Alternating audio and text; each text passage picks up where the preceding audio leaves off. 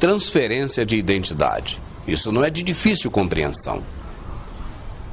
Eu fiz um vídeo onde aparecia o símbolo que nós acostumamos a conhecer como símbolo do coração, e esse símbolo, na verdade, se transforma em uma bunda feminina.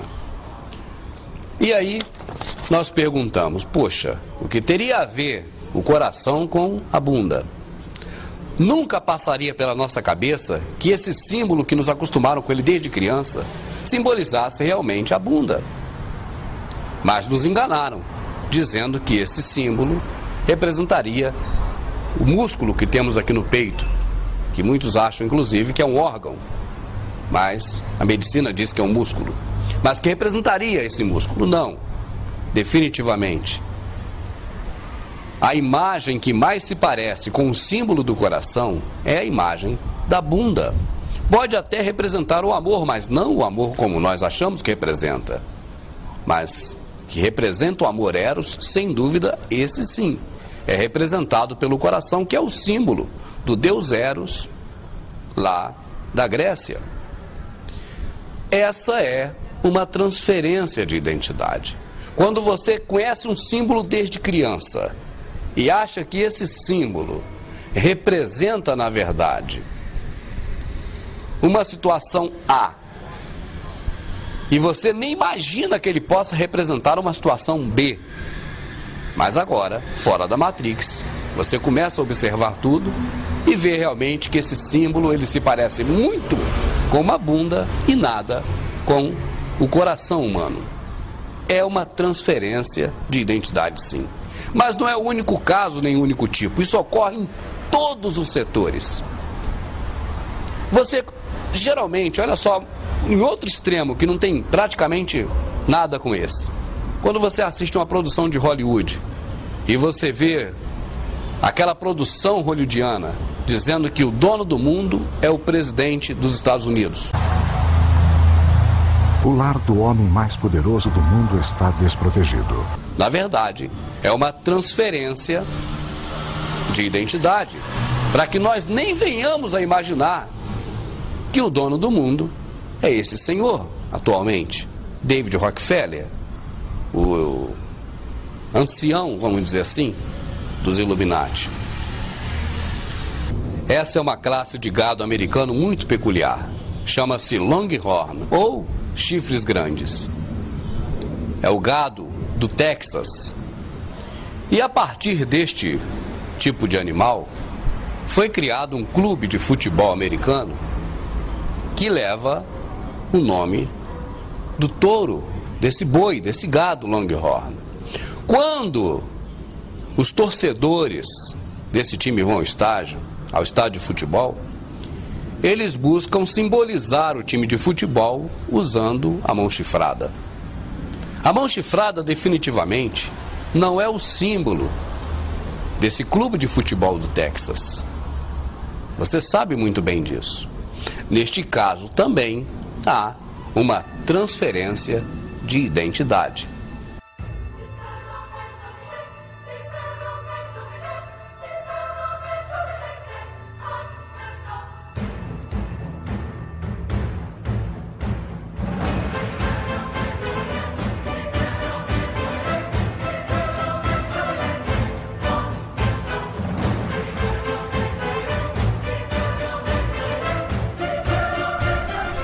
O hexagrama é um símbolo satânico milenar, antiguíssimo.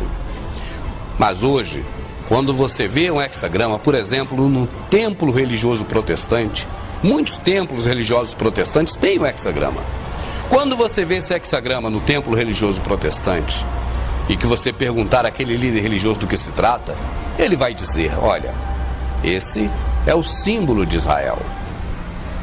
Aí você, se for acreditar em tudo que o seu mestre diz, você vai ter então a certeza de que trata-se apenas do símbolo de Israel. Mas se você observar bem, você verá que não é só Israel que tem esse símbolo. Outros países em suas bandeiras também adotaram o hexagrama. O hexagrama, na verdade, ele não é símbolo da estrela de Davi, e nem de Israel, ele é muito mais antigo. Quando nós cremos, quando nós aprendemos, quando nós ensinamos que o hexagrama é símbolo de Israel, ou é o símbolo de Davi, nós estamos, na verdade, perpetuando uma transferência de identidade. Desde os primeiros anos da República Romana, todos os romanos eram obrigados a adotar a religião do Estado, o que significava que teriam que visitar ocasionalmente um templo público e fazer um sacrifício para um deus em particular, tais como Júpiter, o rei dos deuses, Baco, o deus do vinho e das celebrações, e Apolo, o deus do sol. Temos que nos lembrar de que os romanos não viviam esta vida pensando em uma outra, viviam pensando somente nesta. Os romanos acreditavam que quem dá, recebe. Agradavam os deuses para que eles estivessem do seu lado, não para comprar a vida eterna, e sim para ter uma vida boa aqui na terra. Em 100 d.C., os mercadores e os escravos começaram a transportar outras religiões e cultos místicos através do Império. E muitas dessas crenças estrangeiras atraíram a população romana em geral. Genericamente falando, o Império Romano caracterizou-se por sua tolerância religiosa.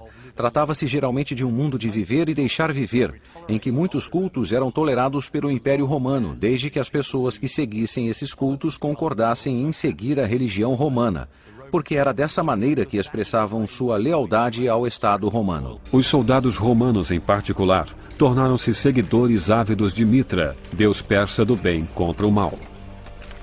Seu culto, que simbolizava a morte e a renovação, atraiu os soldados que sempre tinham que encarar sua própria mortalidade nos campos de batalha. O culto originou-se nas províncias asiáticas, mas no século I d.C. foram encontrados templos para Mitra na Itália e até no norte da Bretanha.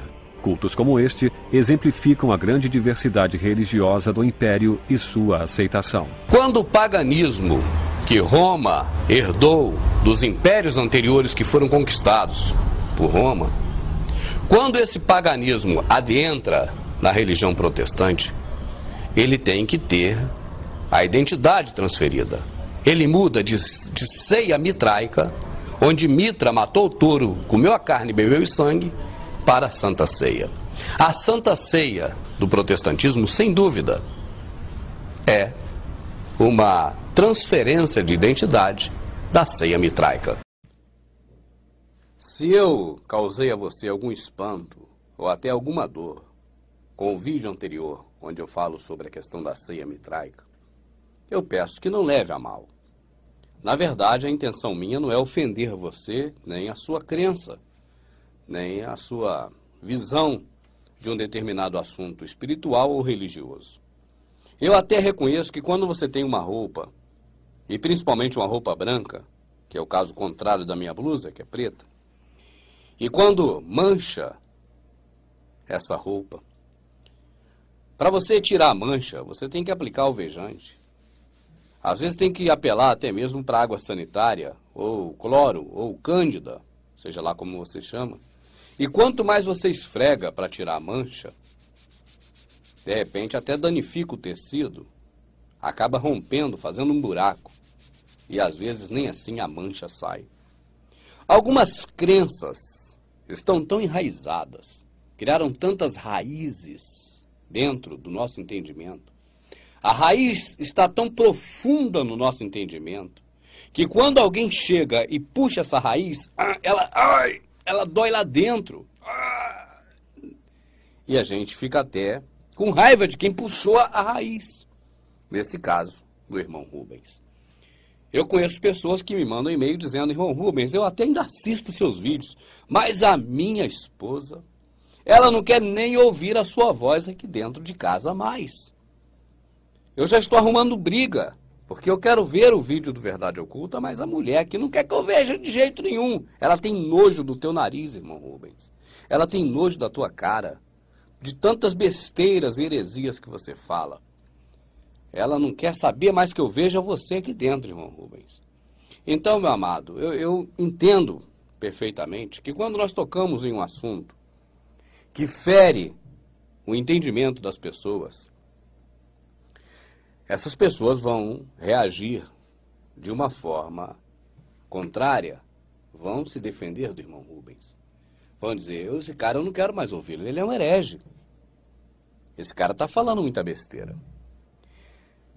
E eu não tenho que me preocupar em convencer você de nada. Não é isso que eu estou aqui para fazer. Não é para te convencer. Muito menos para tirar seu dinheiro. Se fosse para me tirar seu dinheiro, eu falaria somente coisas que te agradam. Eu formaria um público muito maior. Tanto que o sistema religioso protestante, logo assim que eu surgi com Verdade Oculta, me chamaram para fechar um acordo de parceria, de trabalho, para ganhar dinheiro. E eu disse, meu negócio não é esse. Se meu negócio fosse tomar dinheiro das pessoas, eu não falaria coisas que a agridem. Eu falaria coisas suaves. Porque a intenção seria de tomar o dinheiro. Quando eu falo, por exemplo, sobre a ceia mitraica, que eu não tenho dúvidas. A Santa Ceia, que você está acostumado no protestantismo, é a ceia mitraica mesmo, eu não tenho dúvidas disso. Então, quando eu falo isso, eu agrido um tipo de público que poderia estar comprando os DVDs que eu produzo, que poderia estar se agradando de mim, das minhas conversas, mas agora já não compra mais. Então, vamos dizer assim, o irmão Rubens perde vendas por falar a verdade. E eu te pergunto, em algum momento eu parei de falar o que eu tenho dito para vender mais ou menos? Ou por estar deixando de vender? Analise. Não tem jeito, amado. Eu vou continuar insistindo. A Santa Ceia que você fala não existe nem na Bíblia, quanto mais na Escritura. O texto em que as pessoas usam para poder embasar essa atitude pagã do mitraísmo está numa epígrafe, num subtítulo, não faz parte nem do corpo da Bíblia, mas está apenas numa epígrafe da Bíblia. Paulo ensina o método correto de celebrar a Santa Ceia. Essa é a epígrafe lá do 1 Coríntios 11. Isso não é escritura de maneira nenhuma, isso não tem na escritura.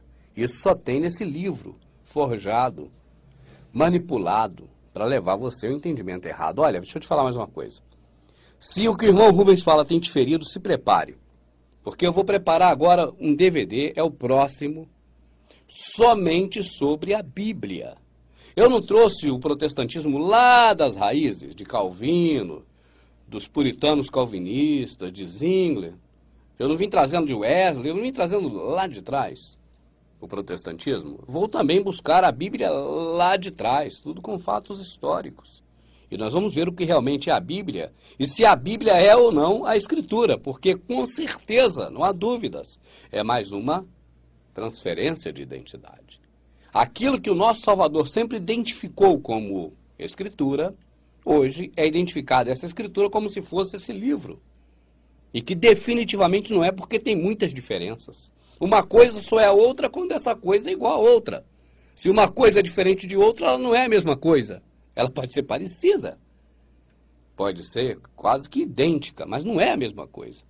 Nós vamos mostrar isso para você. Mas o assunto aqui agora é a ceia. Eu estou aqui num domingo maravilhoso de sol, um domingo muito bonito. No mês de fevereiro, começo do mês, fazendo esse vídeo para você com muita alegria. E a questão da ceia, amado. Você, antes da internet, nós ficávamos muito limitados com a questão histórica das coisas, porque só tinha acesso aos livros de história quem tinha muito dinheiro para gastar, quem podia mandar seus filhos para estudar em Harvard.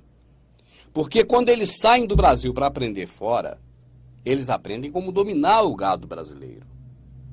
Então lá ensina coisas que aqui não ensinam. Então quando você tinha acesso somente às pessoas ricas, eles não tinham interesse em falar nada para ninguém, até porque quando o dinheiro cresce aos olhos, a pessoa não tem mais interesse de falar a verdade. Eu não estou falando para você, eu falo a verdade, eu perco o dinheiro. É que eu não tenho preocupação com dinheiro acima da verdade. O dinheiro é só para manter as despesas aqui na terra e você ir vivendo. Deu para manter as despesas e ir vivendo, tá bom. Entende? Então, por isso é que eu venho buscando falar a verdade. E os livros que dizem as verdades históricas, porque aí você pode pegar a história mundial e comparar com o que você conhece.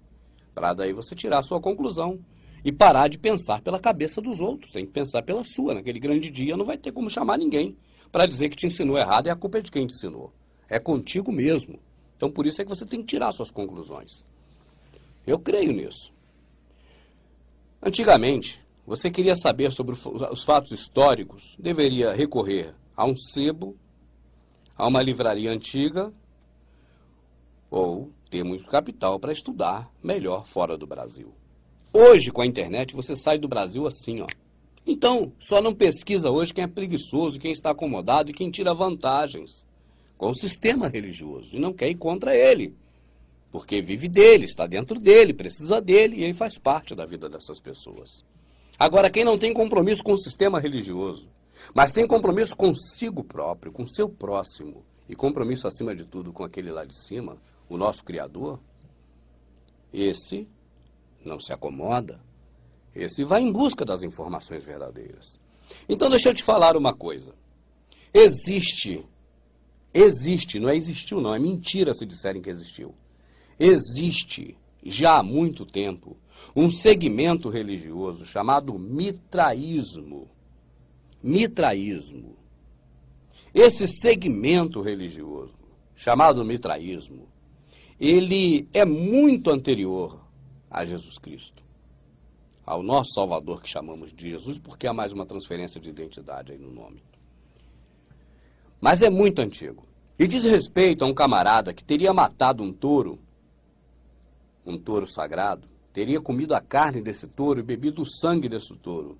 E a partir daí ele ganhou uma divindade. E aí a história é muito longa, e aí não é o caso aqui agora. Quando eu vier falar sobre a ceia, que além do DVD da Bíblia, eu estou preparando um DVD especial só sobre a ceia, aí nós vamos pegar o Mitra lá do fundo da caverna dele e expor ele à luz do dia, aí você vai ver quem é Mitra.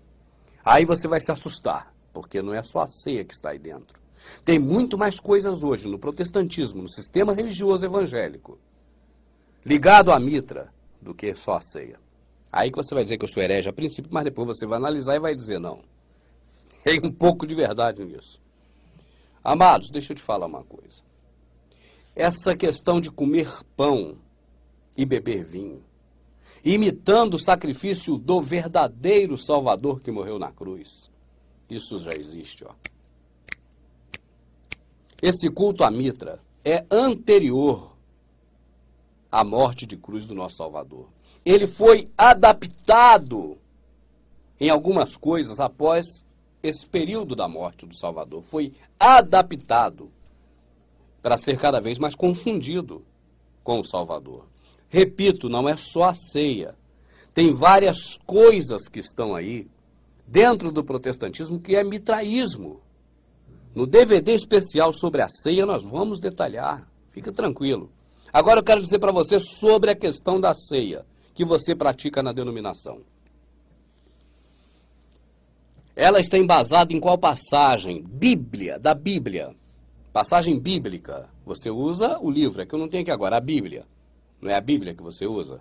Eu sempre tenho a minha Bíblia aqui do lado, hoje não está aqui. Mas você usa a Bíblia. Sim, usa a Bíblia. Em qual passagem da Bíblia está baseada a questão da ceia, da santa ceia que você faz, de período em período, no templo da sua denominação? É em Coríntios. Aquela passagem de Coríntios, Paulo está citando um exemplo anterior, que está em Mateus, em Marcos e em Lucas. Eu acho que em João não relata detalhadamente, mas Mateus, Marcos e Lucas sim. Então Paulo utiliza, naquela passagem que ele diz aos Coríntios, algo que ocorreu e que está relatado nos livros anteriores, os livros do Evangelho. Agora, eu não entendo como o sistema religioso protestante conseguiu colocar uma farsa tão mentirosa e tão desestruturada, e que é a raiz mais profunda hoje dentro do cristianismo, ou se não é a mais, é uma das mais. Que quando você mexe, você fere as pessoas de dor.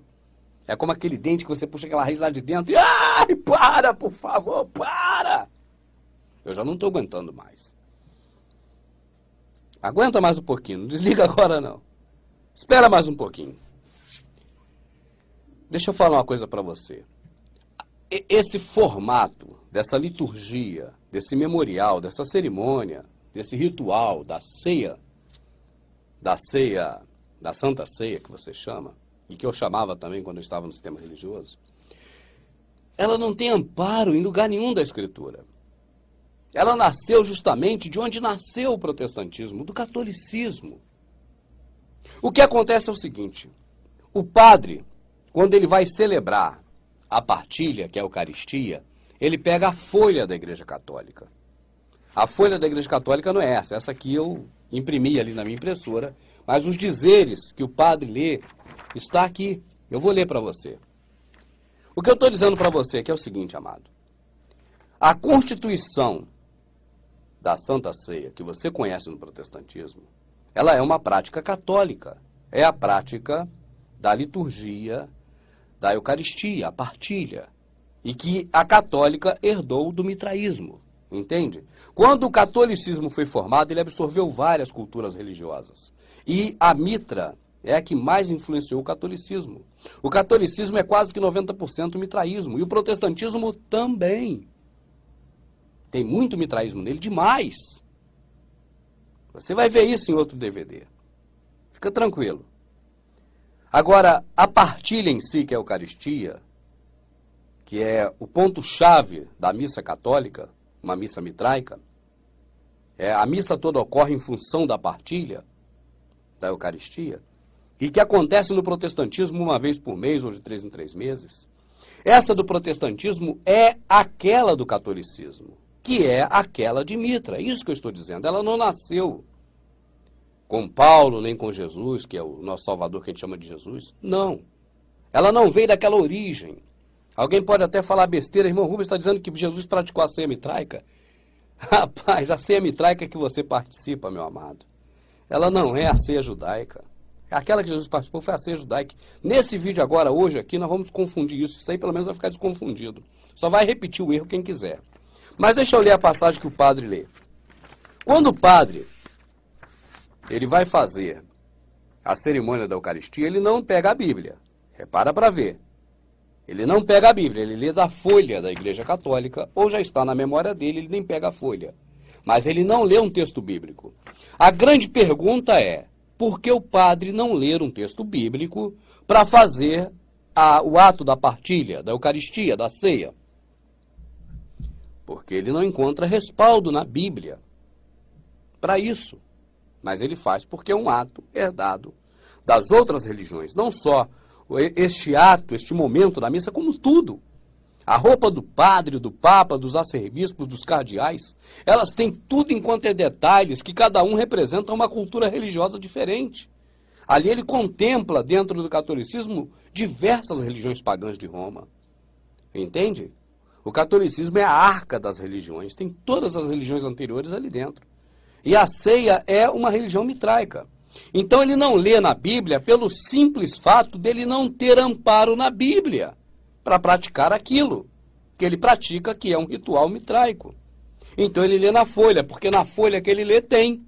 Por que na folha que o padre lê tem e na Bíblia não tem? Porque na folha ele botou lá. É simples. Ele escreveu na folha. Eu vou pegar aqui, eu vou escrever o que eu quiser aqui, vou falar, a letra é minha, a caneta é minha, o papel é meu. A missa é do catolicismo. Então, naquela folha do padre, está escrito o que ele quer. Ele lê dali porque não é o que está na Bíblia. Se ele pegar a Bíblia para ele ler sobre a ceia, ele vai passar vergonha, porque não tem. Eu vou ler o que o padre lê, nós vamos chegar lá. Fica tranquilo. Eu não deixo ninguém na dúvida. Vamos em frente. Na noite em que ia ser entregue, é o padre lendo, ceando com seus apóstolos, Jesus, tendo o pão em suas mãos, olhou para o céu e deu graças. Partiu o pão e entregou a seus discípulos, dizendo, aqui está. Olha aqui, ó, presta atenção. Tomai todos e comei, isto é meu corpo, que será entregue por vós. Do mesmo modo, no fim da ceia, tomou o cálice em suas mãos. Deu graças novamente e entregou a seus discípulos, dizendo: tomai todos e bebei. Este é o cálice do meu sangue, o sangue da nova e eterna aliança que será derramado por vós e por todos para a remissão dos pecados. Fazei isso em memória de mim. Essa passagem não está escrita em Mateus, não está escrita em Marcos, não está escrita em Lucas e nem em João. Tomai e comei, fazei isso em memória de mim. Em lugar nenhum desses. Você está entendendo? Eu vou ler a passagem da Bíblia Católica. Ficou aqui. Eu vou ler a passagem da Bíblia Católica, que é Coríntios 11, 24, para você ver como está escrito na Bíblia Católica. Por que o padre não pega a Bíblia Católica para ler essa passagem? Eu vou ler para você agora. Vá na internet, procure a Bíblia Católica e leia. 1 Coríntios 11, 24. Por que o padre, para justificar a Eucaristia, que é a Santa Ceia da Igreja Católica, de onde saiu a Santa Ceia protestante, por que ele não lê na Bíblia? Ele lê na folha. Eu vou ler o versículo que ele deveria ler na Bíblia, que é o que o protestante lê. E depois de ter dado graças, partiu e disse: isso é o meu corpo que é entregue por vós. Fazei isso em memória de mim. Não tem comer e beber. Na Bíblia Católica tem partiu e disse: olha, esse é meu corpo que eu entrego por vós. Fazei isso em memória de mim. Parti em memória de mim. Esse é o versículo número 24 de 1 Coríntios 11. Pegue a Bíblia Católica na internet, se você não tiver, e leia. Aí depois surge o protestantismo de Calvino, de Lutero, que é padre, morreu padre e ficou sempre padre. E aí depois faz a Bíblia Católica, você tem a versão do padre, presta atenção, você tem a versão do padre João Ferreira de Almeida, não é verdade? E o padre, para não ler, o protestante, para não ler na Bíblia, na folha do padre, mas para ler direto na Bíblia, o que fez? Modificou o texto. Simples. Você procura na Vulgata, de onde saiu a Bíblia protestante, a Vulgata está igual à católica. Porque a católica saiu da Vulgata. A protestante saiu da católica, que saiu da Vulgata. Mas foi acrescentado um pedacinho nessa passagem. Leia, vê a sua Bíblia e vê a da católica. Na sua está assim, ó. E tendo dado graças, partiu e disse: tomai e comei, isso é meu corpo que é partido por vós. Fazei isso em memória de mim. Tomai e comei, fazei isso em memória de mim. Na protestante está dizendo para você tomar. Ah, não, tomar aqui é pegar mesmo, é que está para confundir ainda. Toma, pega, come, faz isso em memória de mim. Na católica não tem essa passagem, essa parte. Não fala em comer em memória de mim. Fala em repartir em memória de mim. Porque é isso que o Salvador quer de nós, que nós viemos a repartir e não comer. O símbolo que Paulo usou ali para poder explicar aquele povo era o de repartir e não de comer. Olha só as passagens que colaboram com isso. Eu anotei algumas aqui. Abre aí comigo a Bíblia. Você não gosta de ver a Bíblia? Então vamos abrir aí. João, capítulo 6, 51. Eu sou o pão vivo que desceu do céu. Se alguém comer deste pão, viverá para sempre. E o pão que eu darei pela vida do mundo é a minha carne. Disputavam, João 6, 51. 52 agora. Disputavam, pois, os judeus entre si, dizendo: como pode esse dar sua carne a comer? João 6, 53. Disse-lhe Jesus: em verdade vos digo, se não comerdes a carne do Filho do Homem e não beberdes o sangue, não tereis vida em vós mesmo. João 6, 54. Quem come a minha carne e bebe meu sangue tem a vida eterna. Eu ressuscitarei no último dia. João 6, 55. Porque a minha carne verdadeiramente é comida, meu sangue verdadeiramente é bebida. João 6, 56. Quem come minha carne e bebe meu sangue permanece em mim e eu nele. João 6, 57. Assim como o Pai que vive me enviou e eu vivo pelo Pai, assim quem de mim se alimenta também viverá por mim. João 6,58. Este é o pão que desceu do céu. Não é como o caso de vossos pais, que comeram maná e morreram. Quem comer este pão viverá para sempre. Eu faço uma pergunta a você, amado. Neste e em outros tantos textos da Escritura, está sendo falado sobre um pedacinho de pão que você compra na padaria? Ou está sendo falado sobre o pão que desceu do céu, o pão vivo, o Salvador? Estão te confundindo, meu amado.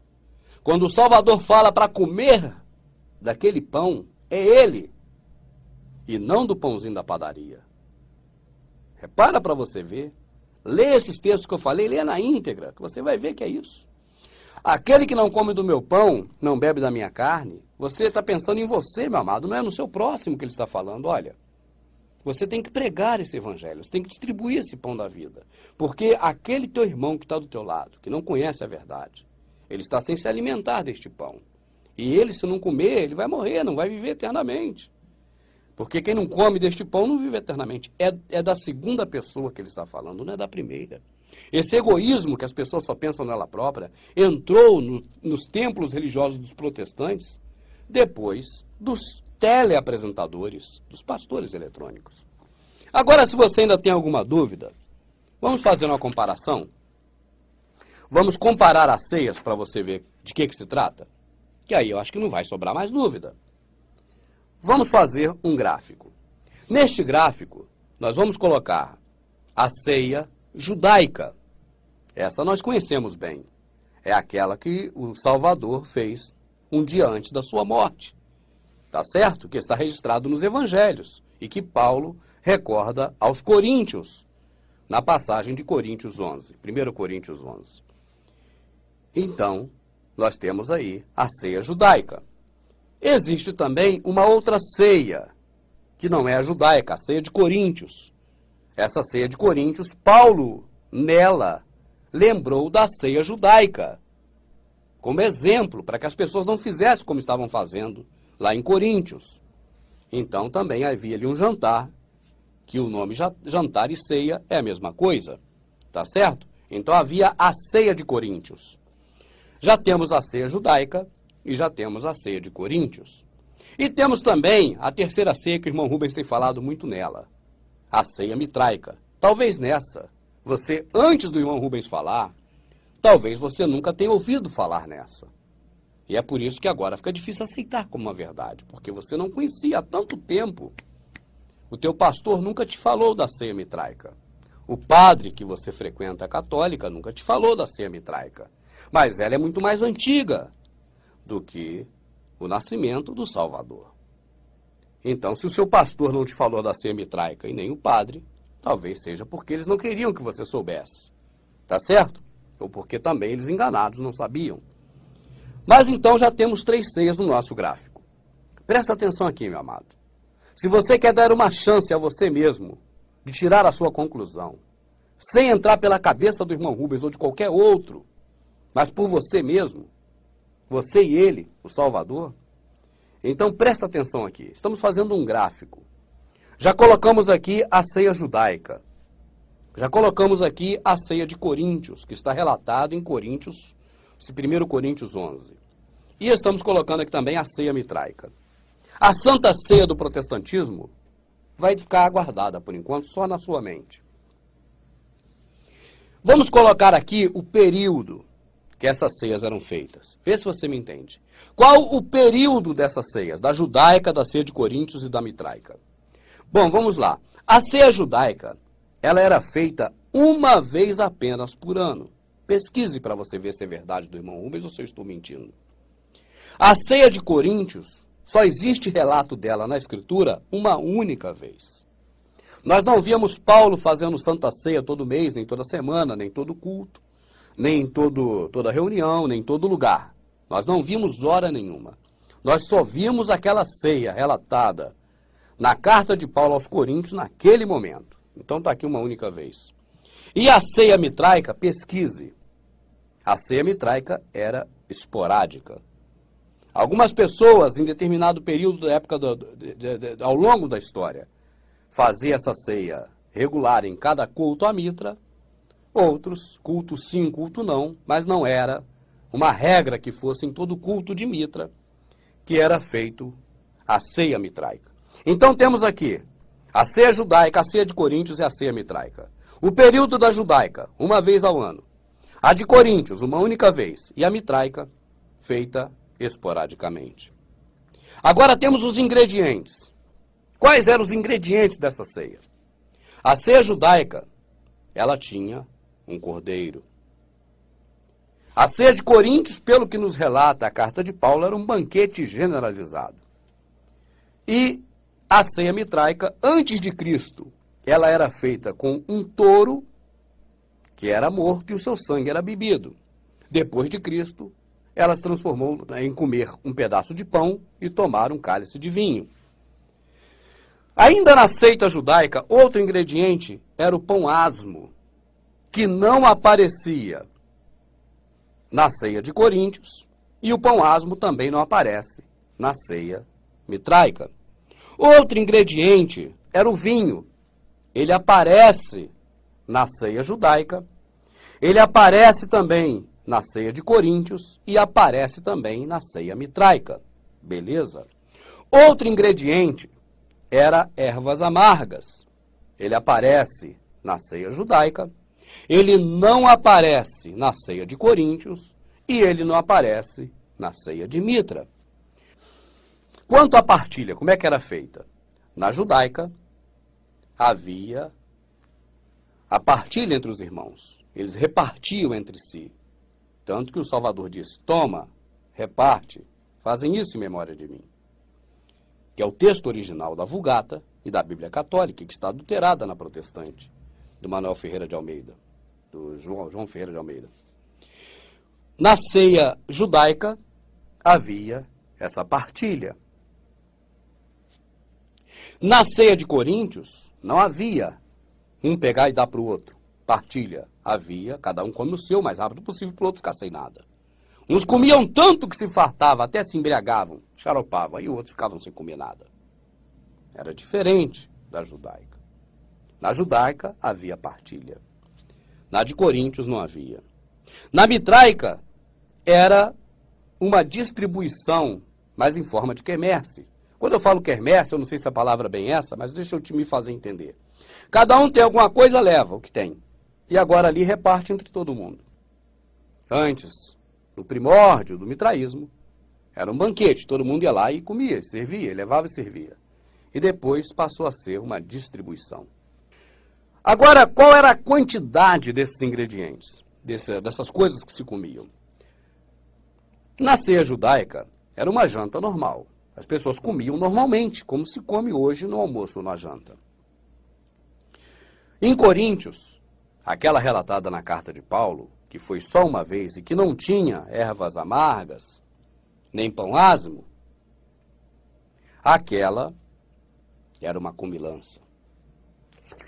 Glutonaria, guludice. Paulo chegou ao ponto de dizer assim, rapaz, você por acaso não tem casa para comer, não?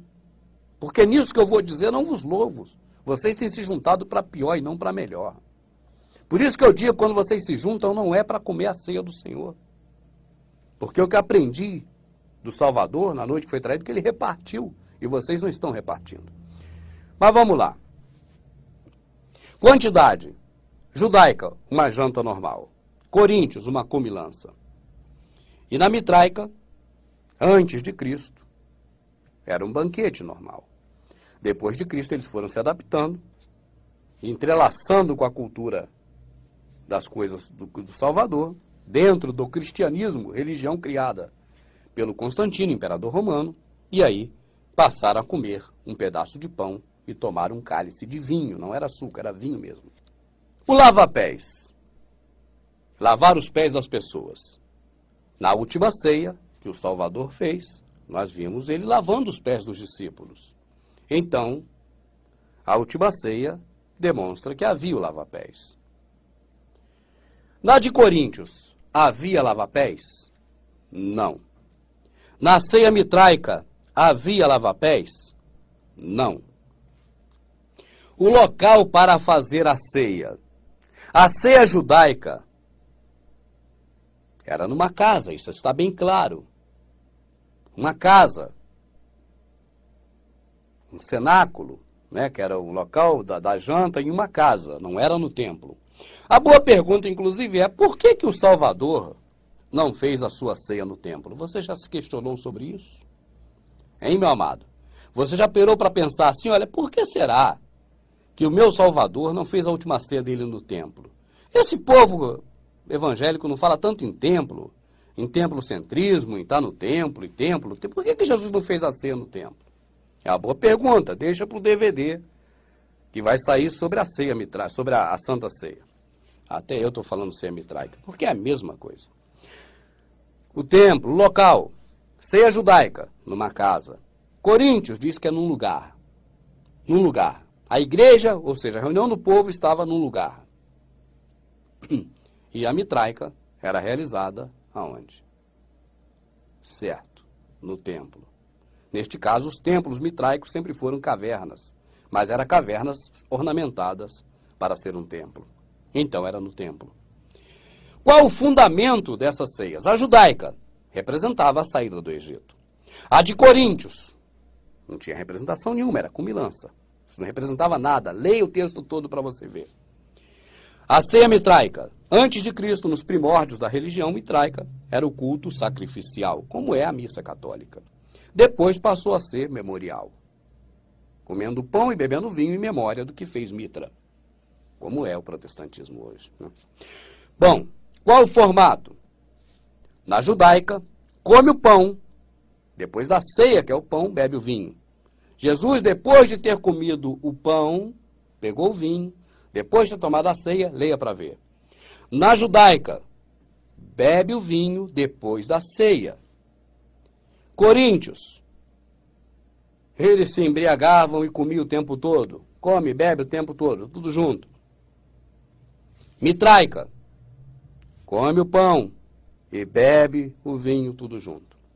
Tem tantas coisas que a gente pode colocar, amado, mas eu vou começar a parar por aqui. Qual o objetivo destas ceias? A judaica era obediência à lei de Moisés. A lei de Moisés dizia, determinava e obrigava as pessoas, uma vez por ano, a fazer aquele memorial, aquela lembrança da ceia judaica. Coríntios. Qual era o objetivo? Segundo Paulo, era de humilhar as pessoas. Leia para você ver. Os que tinham, juntava tudo, perto dos que não tinham, para comer tudo que era gostoso e deixar os outros com fome sem nada. O motivo era humilhar os mais pobres. Leia para você ver. Era falta de amor ao próximo. Era o motivo da ceia de Coríntios. E na ceia mitraica, qual o objetivo? O objetivo da ceia mitraica era uma consagração. De que as pessoas se consagrassem mais. Tá certo? Chegassem mais próximo das divindades. Então, meu amado, vamos ver agora a ceia que você pratica. A ceia que você pratica. Eu por acaso deixei alguma ceia de fora para comparar com a sua? Se eu deixei, por favor, me lembre. Mas o que eu estou vendo aqui são essas três. Pelo menos o que você consegue enxergar na Escritura é a judaica e a de Coríntios. E os fatos históricos nos demonstram claramente a existência da ceia mitraica. Tem um celular aqui que está tocando direto, eu vou desligar. Peraí.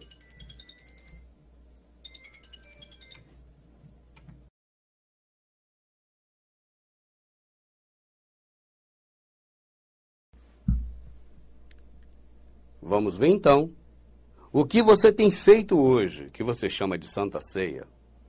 O que na verdade, com qual dessas ela mais se parece? Em qual ela se enquadra melhor? Tá certo? Vamos ver. Temos aqui a ceia judaica, a ceia de Coríntios, a ceia mitraica. Agora, a ceia que você pratica, você conhece muito bem. Não precisa escrevê-la aqui. Mas vamos analisá-la também. O período que é feito. A judaica, nós sabemos que é feita de ano em ano. A sua é feita de ano em ano? Não, então não se parece com ela. A de Coríntios foi feita uma única vez. A sua foi feita uma única vez? Não, então não se parece com ela. A ceia mitraica não é feita anualmente. E também não foi feita uma única vez, como a de Coríntios. Ela é feita esporadicamente. Pode ser em todo culto, pode ser também de mês em mês, de 2 em 2 meses, de 3 em 3 meses. Ela se parece com a ceia da sua denominação? Sim, eu creio que sim. Temos um ponto para a ceia mitraica. Quais os ingredientes destes tipos de ceia? A ceia judaica tinha um cordeiro. Na sua ceia, que você faz na sua igreja, mata-se um cordeiro? Não. Na ceia de Coríntios, ela tinha um banquete variado. Várias comidas diferentes, inclusive bebida alcoólica. Na sua tem várias comidas diferentes? Que tem bebida alcoólica? Não. Come-se pão e vinho? Come-se pão e vinho. Mais ingredientes. A ceia judaica era feita com pães asmos. A sua ceia é feita com pão asmo? Se não, mais um zerinho aqui, não se parece com a judaica. A ceia de Coríntios também não tinha pães asmos. A mitraica tem pão asmos? Não, igual a sua. Mais um pontinho aqui também. Outro ingrediente, o vinho. Na ceia judaica tinha vinho, vinho mesmo, né? Suco de uva não vinho. Na sua tem vinho? Não. Na ceia de Coríntios também tinha vinho, verdadeiro, vinho com álcool, bebida alcoólica. Na sua tem? Não. Na ceia mitraica também vinho. Tinha vinho. Vinho mesmo, bebida. Na sua tem? Não. Mais um ingrediente. Ervas amargas. Na ceia judaica tem ervas amargas. Na ceia da sua igreja tem ervas amargas? Não. Na ceia de Coríntios tinha erva amarga? Também não. Na sua também não tem. Na ceia mitraica tem ervas amargas? Não. Na sua também não tem. Vamos fazendo raio-x aqui, amados. A partilha, que é a distribuição, tá certo? Entre os irmãos. Os irmãos pegam e vai repartindo entre si. Jesus deu aquele pedaço e as pessoas vão repartindo entre eles. Na judaica, os irmãos repartem entre si. Não se parece com a sua, porque na sua, o pastor pede a uma pessoa especial, ou ele próprio, ou essa pessoa, um diácono, para fazer essa distribuição. Jesus entregou o pão para eles partirem. É diferente. Na de Coríntios, ouvia isso? Não, de jeito nenhum. Porque ali eles comiam à vontade, aquela comilança doida. Não se parece com a sua. Porque eles comiam muito. Na sua você come só um pedacinho também. Na mitraica, no começo, nos primórdios da religião, era um banquete. Era uma mesa para as pessoas comerem ali. E chegava ali e comia à vontade. Depois passou a ser a distribuição. O sacerdote distribui. Distribui, ó, esse pedaço para você, esse pedaço para você, esse pedaço para você. Jesus, o nosso Salvador, que chamamos de Jesus, ele não deu um pedacinho para você. Ele pegou o pão e deu para as pessoas distribuírem, partirem entre si. Leia atentamente para você ver. Mais uma vez, isso de uma pessoa pegar e sair distribuindo, parece mais com a ceia mitraica. Na ceia judaica, era um jantar normal, a pessoa comia até satisfazer o estômago. Na sua ceia, as pessoas comem na sua igreja até satisfazer o estômago ou é um pedacinho apenas de pão? É um pedacinho de pão. Então era diferente da ceia judaica. Na ceia de Coríntios, as pessoas comiam um pedacinho de pão como na sua ou comia até se fartar? Comia até se fartar. Então é diferente da sua. Mais um zerinho. E na ceia mitraica? Como é que é essa quantidade? Antes de Cristo, nos primórdios da religião, era um banquete. Depois de Cristo, virou um pedacinho de pão e um cálice de vinho. Mais um pontinho. Come-se só um pouquinho. É só uma representação, né, para encher mais a barriga. A ceia judaica tem lava-pés? Tem lava-pés. Na sua tem? Não tem. Na ceia de Coríntios tinha lava-pés? Também não. Na sua também não tem. Mais um pontinho para você. Na ceia mitraica tem lava-pé? Não, também não. Então, mais um pontinho de igualdade da sua com a mitraica. O local. A ceia judaica era numa casa. A sua é numa casa? Não. Se parece com a ceia judaica definitivamente até agora. Nada em comum. A ceia judaica era numa casa. A ceia de Coríntios era numa casa? Podia ser, mas num lugar, em algum lugar. Mas não diz que era no templo, e não era verdadeiramente no templo. Disso não tenha dúvida. Não é igual à sua. A sua é no templo? Sim, a sua é no templo. E a ceia mitraica é realizada onde? Desde os seus primórdios. Sempre foi no templo. Mais uma afinidade. Já está disparado, eu acho que não dá mais para as outras passarem ela. Qual o fundamento? A saída do Egito. A sua ceia é por causa da saída do Egito? Não. A sua ceia que você faz na sua igreja era sem motivo nenhum igual a de Coríntios? Também não, porque a de Coríntios não era sem motivo nenhum, mas a sua tem motivo. O culto à mitra, o fundamento dele, dessa ceia, era um culto sacrificial antes de Cristo, nos primórdios da religião. Depois passou a ser o fundamento dela, um memorial. O fundamento da ceia que você faz na sua denominação é memorial? É. Então, mais um pontinho para ela. O formato dela. Na ceia que você faz, você come um pedacinho de pão e bebe um pedacinho de suco, representando vinho. Na ceia judaica, comia o pão e depois da ceia é que bebia o vinho. Leia o texto direitinho para você ver. Se a sua come o pão e bebe o vinho dentro da ceia, já não está igual à ceia judaica, porque na ceia judaica bebia o vinho depois da ceia, mais um zerinho. Na ceia de Coríntios, que Paulo condena, eles bebiam e comiam junto, no mesmo momento. A ceia era comer e beber, igual à sua. Mais um pontinho de familiaridade com aquela ceia que Paulo condena. Na ceia mitraica, come o pão e bebe a bebida, também junto, não é separado. Mais uma igualdade. Qual o objetivo da ceia judaica? Obediência à lei de Moisés. Você come a ceia na sua igreja, a santa ceia que você come um pedacinho de pão e bebe o vinho, em obediência à lei de Moisés? Não. Caiu por terra mais uma. A ceia que você pratica, o objetivo dela é humilhar as pessoas? Não. Ela não se parece com a de Coríntios, porque a de Coríntios era humilhar as pessoas. Embora muitos são humilhados também nessas ceias. Por quê?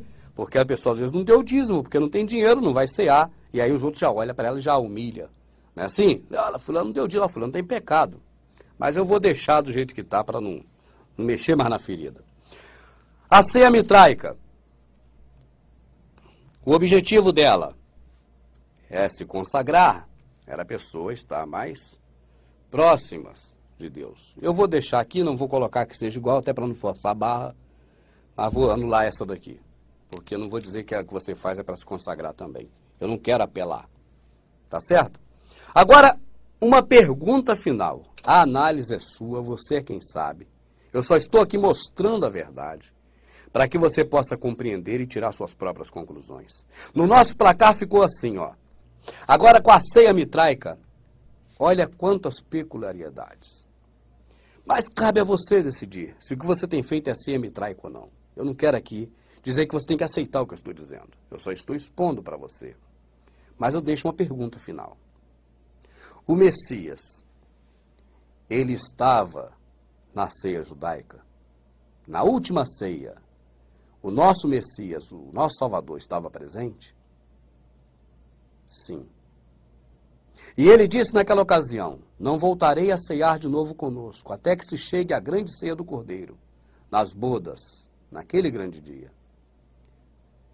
Então já sabemos que ele não estava na ceia de Coríntios. Nós temos certeza absoluta que ele nunca esteve na ceia mitraica. A grande pergunta é: Será que ele está na ceia que você tem praticado?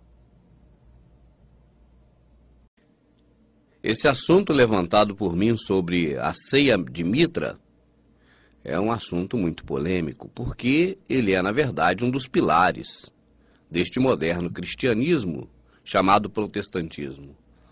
E quando você balança o pilar de uma construção, a construção toda estremece. E uma construção estremecida está a ponto de desabar.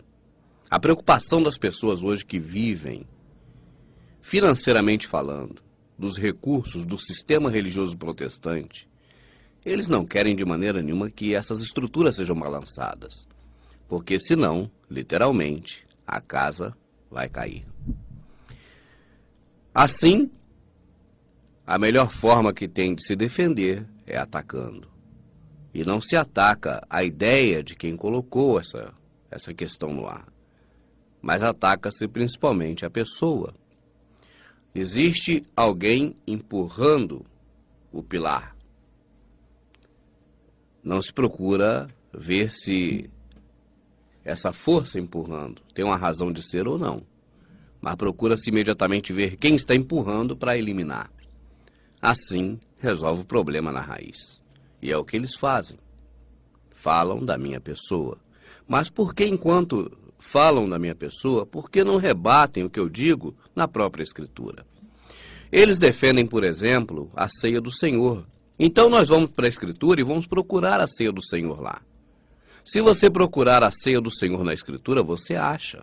Mas você jamais gostaria de participar dela. Porque a ceia do Senhor vai ser a coisa mais terrível que vai existir. Procure no livro de Apocalipse sobre a ceia do Senhor e se prepare para tomar mais um choque. O que esses religiosos têm falado para me contra-atacar sobre a ceia do Senhor vai ser um dos eventos mais terríveis no final dos tempos. Agora, o que eles defendem como ceia do Senhor, que eles estão falando ceia do Senhor, é a ceia mitraica que eles praticam, mas não encontram de maneira nenhuma na Escritura respaldo em lugar nenhum. Porque, na verdade, foi um dogma herdado do catolicismo. O catolicismo executa essa liturgia, esse ritual, da mesma forma que os protestantes. A única variável é que ali o padre diz que o vinho e o pão já estão no mesmo elemento, chamado hóstia. Tá certo? A hóstia já contém o pão e o vinho, na visão do padre, ou do catolicismo. Agora, o procedimento é o mesmo. Um sacerdote distribui para as pessoas, enquanto nós não vemos isso na Escritura em lugar nenhum. Eu penso que as pessoas que acusam o irmão Rubens de estar semeando heresia, poderiam, no lugar de perder tempo atacando a minha pessoa, porque eu sou falho, vai encontrar 1000 defeitos em mim, e não é me atacando que vai defender a sua tese. Não adianta. Mostre na Escritura. Se existe uma ceia que é para poder lembrar a memória do corpo de Cristo, se é toda vez que você comer, você está lembrando dele, né? Se existe essa coisa, mostra na Escritura. Está escrita onde? Em qual passagem da Escritura mostra essa ceia? Essa ceia era realizada no templo? Vai lá, me mostra, pega lá a Escritura e abre. Olha, era realizada no templo igual nós realizamos. Olha, comia-se um pedacinho de pão que comprava-se na padaria, sei lá onde, igual a gente faz. Tomava-se um copinho de suco de uva, como nós fazemos. Está escrito aqui, ó, mostra. Está escrito aonde? Ah, deve fazer de mês em mês ou de 3 em 3 meses. Tá bom, me mostra. Está escrito aonde na Escritura? Abre aí a tua Bíblia aí agora e mostra. É simples. Você me rebate melhor com a verdade do que com a mentira. Então vá na minha ferida também. Então mostra onde é que está escrito isso aí. Porque se você está se baseando em Coríntios, como eu sei que está, ali era algo para não ser praticado. Paulo falou que aquilo era heresia. Aquilo que eles praticavam ali não era a ceia do Senhor. Paulo dizia textualmente, olha, quando você juntar num lugar, não é para comer a ceia do Senhor. Isso que vocês estão fazendo é heresia. Até importa que entre vós haja heresia, para que os que são sinceros se manifestem. É Paulo quem falou isso, não fui eu. Agora, De onde vocês, protestantes, tiraram essa ceia que vocês fazem? Está baseada aonde? Mostra. Pega a escritura e mostra onde está baseada. Ela não pode estar baseada na ceia judaica, porque não tem nada em comum com a ceia judaica. Eu mostrei no gráfico. Também na ceia de Coríntios, embora ela tenha algumas coisas em comuns, mas na ceia de Coríntios, Paulo está repreendendo todo mundo, para não fazer aquela lambança que eles estavam fazendo. Comer um monte aqui e deixar os outros sem nada. Agora mostra. Onde está essa ceia que vocês praticam? Ela se parece demais com a ceia mitraica. Olha, meu amado, é muito visível. Essa ceia que se pratica tem muitas coisas inerentes à ceia mitraica, à ceia de Mitra.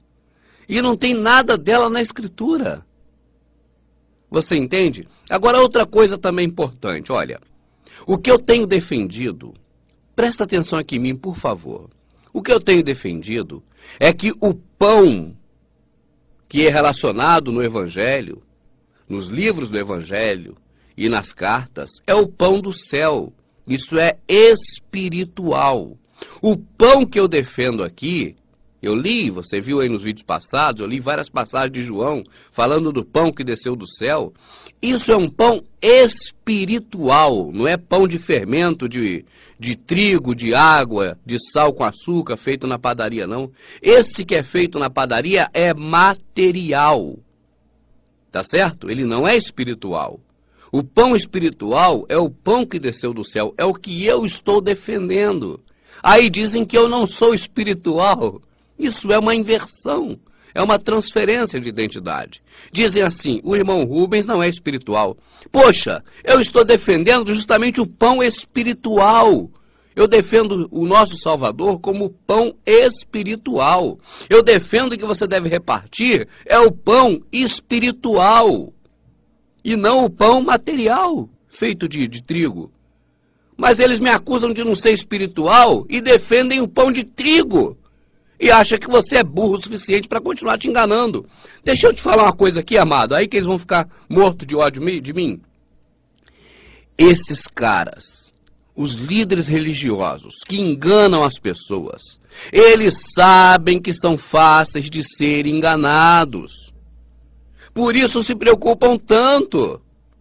Eles pensam assim, olha, se nós com a mentira enganamos tão bem esses idiotas, alguém que venha falar uma verdade dessa, que é incontestável, vai levar todo mundo com ele. Porque esse povo come tudo, é igual avestruz. Tudo que der, esse povo come. Amado, quer ver outra coisa? Eu estou preparando um DVD, eu não queria nem adiantar isso. Ah, não vou adiantar não. Sabe por quê? Só vou abrir aqui um gancho. Tudo que esses cães gulosos podem imaginar que dá para enganar alguém no templo, eles pegam aquilo e levam para lá. Eles vão em Miami. Se eles encontrarem em Miami um pozinho que bota na água e aquilo fica dourado, sabe o que eles fazem? Esse pozinho eu levo para o Brasil, eu coloco na água das pessoas, as pessoas bebem, todo mundo fica com dente de ouro, eu engano um monte de gente, e agora eu vou ganhar dinheiro com esses idiotas. É, meu amado. E pozinho de ouro só é tudo! Tudo que se pode enganar alguém. Esses caras levam para dentro do sistema religioso protestante para enganar os bobões que estão lá para ser enganado. Você está lá para ser enganado. Eles dizem que o diabo vem matar, roubar e destruir. Você acredita, você não lê. Dizem que o irmão Rubens não é espiritual, porque o irmão Rubens defende o pão celestial. Eles defendem o pão material e são espirituais. E quando você contesta eles, você não tem o Espírito Santo. É isso que eles falam. Quando eles perdem no campo físico, porque não tem... Ah, isso aqui é o quê? Não, isso aqui é um copo d'água. Vou beber esse copo d'água. Pô, peraí, não tem como dizer que isso aqui não é um copo d'água. A gente está vendo isso aqui é um óculos. Então, esse cara que está vendo isso aqui como óculos, ele não tem o Espírito Santo. Ele não é espiritual. Espiritual é o que entra na conversa fiada que eles entraram quando estavam ainda bem intencionados, achando que aquilo era certo. Mas depois que viram que aquilo era errado, eles já estão com a família toda naquilo. O cara, se ele hoje chegar e falar uma verdade dessa dentro do templo dele, a mulher dele é a primeira a separar dele. Vai perder tudo. Vai falar, cadê o dinheiro para manter a família? Não tem mais, o cara só sabe fazer isso. Não se especializou em nada, só em enganar o povo como religioso. Agora vai viver de que a família dele? Não é nem por causa do cara não, às vezes. Às vezes ele joga a alma dele no inferno, ou então passa a não acreditar mais em nada, que é o caso da maioria, não acredita mais em nada, é materialista puro. Tá entendendo? Passa a não acreditar mais em salvação, mais em nada, para poder manter a família dentro do sistema religioso, comendo, bebendo e todo aquele privilégio que eles têm. Ou seja, decide mesmo ficar com o galardão aqui da terra. Servir ao próprio ventre, como está escrito. E que já receberam seu galardão. É a decisão de cada um. Eu só quero dizer para você, sabe o que, amado? Quando eu defendo que o pão é pão espiritual e não pão feito com farinha de trigo, eu estou defendendo algo espiritual e não material. Eles estão defendendo algo material e não espiritual. Mas é uma transferência de identidade. O irmão Rubens não tem essa visão que eles botaram na cabeça dos incautos. Então o irmão Rubens não tem o Espírito Santo. Ele não é espiritual. Tá certo? É o jeito que eles têm para poder contrapor. Enquanto isso, poderia simplesmente abrir. Cadê? Tá aqui agora. Aquela hora não estava. Aqui já está porque a amada da minha alma trouxe para cá. Muito eficiente, como sempre. Aí, eles não têm como abrir aqui e dizer, olha aqui, nós estamos fazendo o seguinte, na nossa igreja, porque lá é igreja, não tem respaldo para dizer que aquilo é igreja, mas está dizendo que é. Na nossa igreja, nós pegamos aquele pedacinho de pão, porque está escrito aqui, ó, no capítulo tal, no versículo tal aqui da minha Bíblia. Então, nós damos aquele pedacinho de pão para a pessoa comer, porque baseado nisso aqui. Está baseado aonde? Em qual? Qual acontecimento desse ocorre aqui na Escritura? Paulo participou de quantos desses? Amados, presta atenção, nem na de Coríntios Paulo participou. Ele mandou uma carta depois esculhambando todo mundo, porque ele soube. Porque eu sei que entre vós, ele fala isso, eu soube aqui onde eu estou, que aí vocês estão fazendo essa lambança. Mas ele mesmo nunca participou daquela lambança lá de Coríntios. Entende, amado? Paulo jamais participou de uma ceia dessa, mitraica que você participa. O Salvador, muito menos, o que ele participou foi da última ceia. Presta atenção, amado, última. Lembra? Última ceia. E ele disse, não voltarei a cear convosco, até que ela se cumpra no reino dos céus. Onde tiver dois reunidos em meu nome, eu três estarei lá. Essa reunião é em nome dele? Qual é o nome dele? Tá tudo errado, amado, virou de ponta cabeça. Deixa pra lá. Vai lá, vai você e a tua cabeça, porque naquele dia, amado, não tem como eu dar conta de você, nem você de mim. Será cada um por si, sabia? Naquele dia é você e o Pai, eu e o Pai. E não adianta alguém te ensinar errado, porque vai pagar por isso, mas não vai te redimir. Para onde tiver que ir, vai acabar indo de qualquer forma, se você não se consertar. E se você não assumir a responsabilidade única sua, de pessoa que pensa, que tem raciocínio, que foi dado por Deus a capacidade de raciocínio. Ela não é do diabo, não, como eles dizem aí. Você não pode raciocinar, tem que ser espiritual, tem que acreditar neles. Ser espiritual é acreditar na mentira para eles. Você não pode raciocinar, mas o raciocínio, amado, que a gente deu foi Deus. E é a única coisa que te difere dos demais animais. Não vou falar mais de Mitra, não. Fica tranquilo. O assunto Mitra, por enquanto, está esgotado. E aí eu já expus aí que tinha que expor, agora cada um tome as suas próprias decisões, porque naquele grande dia, não adianta dizer assim, eu fiz errado, Deus, porque eu aprendi errado, a culpa não é minha, eu aprendi com o fulano, então culpe o fulano porque ele é que me ensinou errado. Esse argumento não vai adiantar. Mesmo que o fulano tenha ensinado errado e que ele pague pelo erro dele, mas isso não te redime da culpa não, viu? Quando você olhar assim, vai ver aquele cara no Lago de Fogo, vai dizer, olha, você está aí no Lago de Fogo, e agora? O que me ensinou está no Lago de Fogo. E eu? Aí você fica com a passagem de Oséias. Olha, eu fui destruído, porque me faltou conhecimento. Porque tu, sacerdote, rejeitou a minha lei. E eu já tenho rejeitado a você para que não seja sacerdote diante de mim. E naquele dia, visto que tu rejeitastes a minha lei, também eu rejeitarei seus filhos. Você já leu o texto todo de Oséias? É porque o sistema religioso, ele nos acostumou só com um pedacinho, para que não atinja eles, entende? Então, quando você lê o meu povo foi destruído, aí o pastor sempre fala essa parte, né? O meu povo foi destruído, aí a plateia responde, porque faltou conhecimento, e acaba aí. Isso é porque estão mentalmente condicionados a parar naquele ponto. Não vai além daquele ponto, porque não lê a Escritura. Na verdade, se você lê a Escritura, você vai saber o que tem nela. Mas se você aprender com o sistema religioso, você só vai aprender os jargões que eles usam. Só as frases feitas, só os pedacinhos que se usam, entende? Então, os pedacinhos que eles usam, justamente é que faz toda essa confusão. Por que eu estou fazendo esse vídeo agora? O motivo é simples. Muitas pessoas, muitas, me mandam e-mail. Aí, quando eu coloco um tema como esse da ceia, que a pessoa vê que o que eu estou falando tem verdade no que eu estou dizendo, agora as pessoas ficam super confusas. Agora as pessoas não sabem mais o que fazer da vida e começam a me mandar e-mail. Porque depois que você vê que um pouquinho, alguma coisinha não está de acordo, aí você já não sabe mais a dimensão disso. Você não sabe mais até onde vai esse desacordo com a verdade. Então, quando você começa a descobrir, meu amado, que o sistema religioso que está aí, ele é uma farsa, pronto. Dá um embaraço na cabeça, dá um nó, que você já não sabe mais o que fazer da vida nem o que pensar. Se você souber que o governo que está aí é uma farsa, você se assusta. Quando você sabe que o sistema monetário que está aí de dinheiro, na verdade ele não existe, são só 4,7% que é dinheiro, o resto é número na tela do computador, você se assusta, você fala...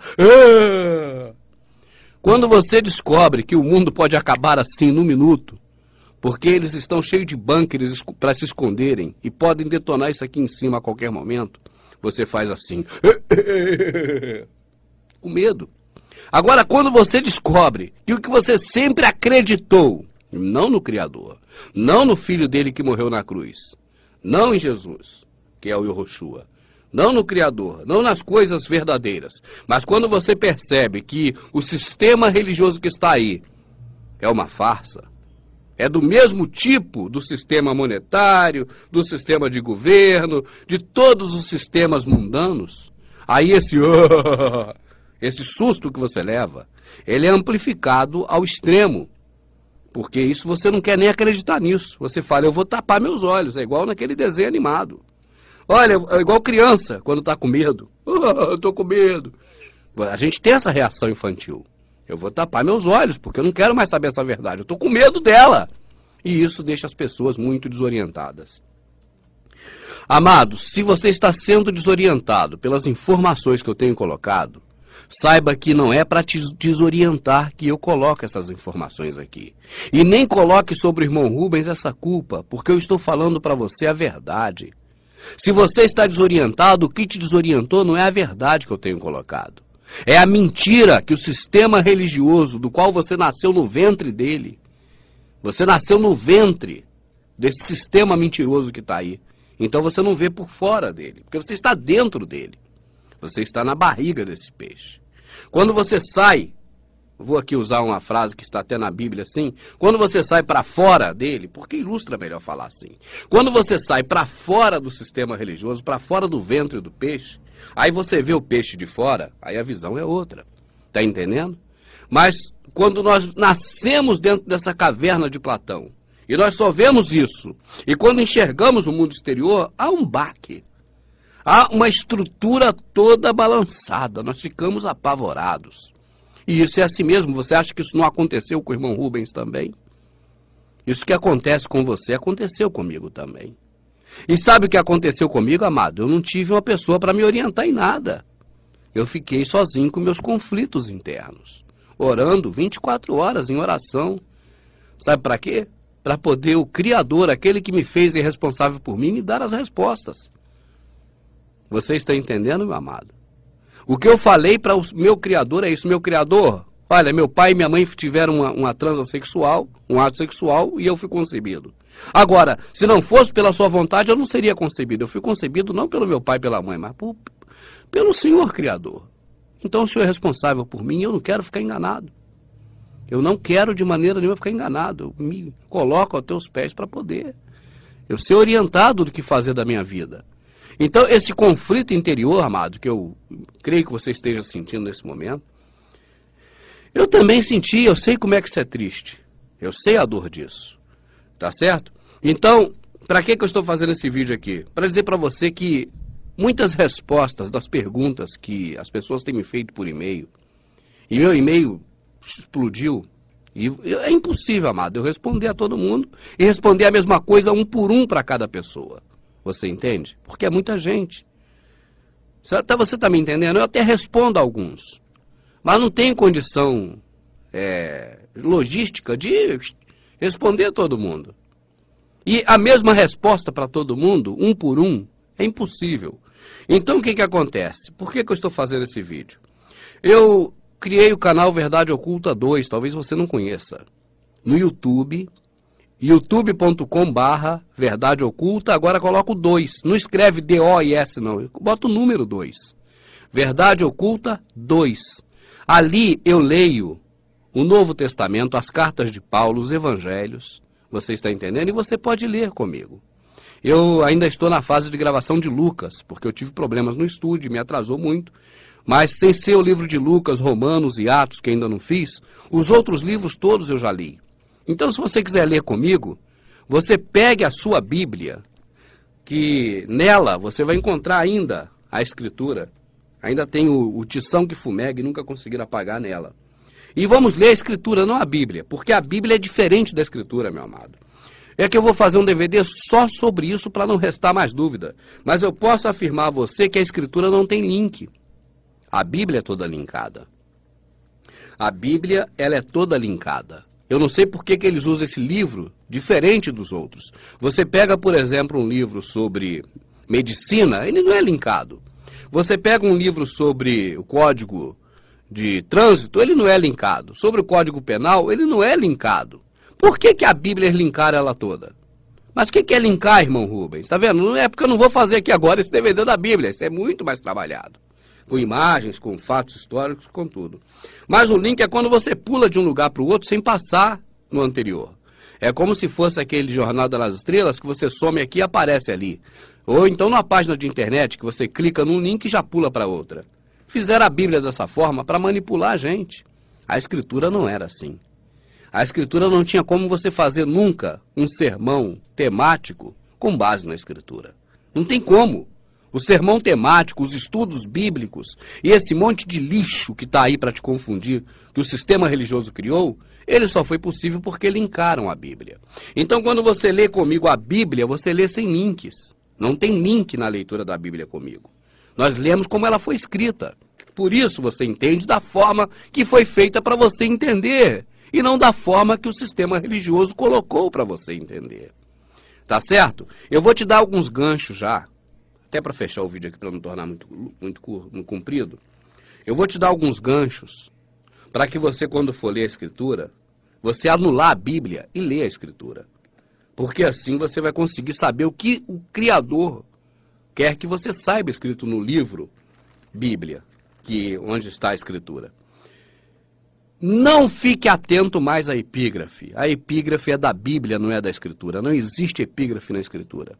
Esqueça capítulo e versículo, esse lixo de capítulo e versículo, isso é Bíblia, não é Escritura. Só serve para te levar a entendimento errado, para te conduzir por buracos de coelho, por tocas de coelho, por queijo suíço, para você varar aqui, sair ali e entender da forma que eles querem que você entenda. Esquece capítulo e versículo.